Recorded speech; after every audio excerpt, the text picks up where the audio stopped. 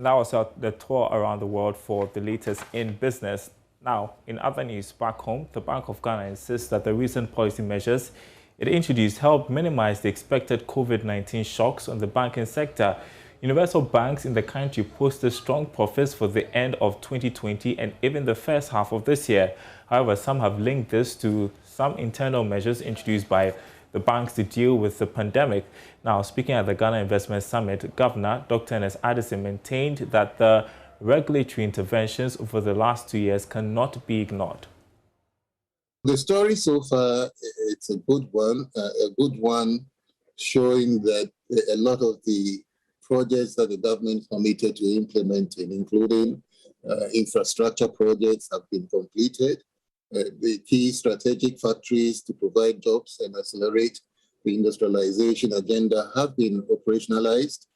Ghana has recently been removed from the Financial Action Task Force grey list, and the Ministry of Finance has signed compact agreements with the various ministers to deliver on the Ghana Cares program. In terms of the consolidation efforts, as I said earlier on, we are continuing to implement prudent macro-fiscal policies, and we continue to remain on track in terms of fiscal stability. We were able to this year issue a foreign currency denominated bond with a zero coupon, and the energy sector has been revamped.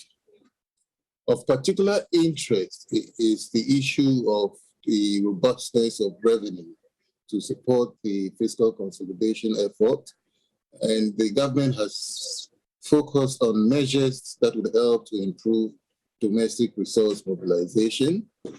So we think that this is an economy that will continue to show strong growth, although the risks remain in terms of our ability to sustain the progress that have been made with the COVID vaccines. We expect inflation to continue to remain within our target bands, even though we have had some base drift effects due to some of the recent tax adjustments and petroleum price adjustments. But the government is committed to continue to implement prudent macro policies. The government is still interested in ensuring that sustainability as well as financial stability to support the recovery.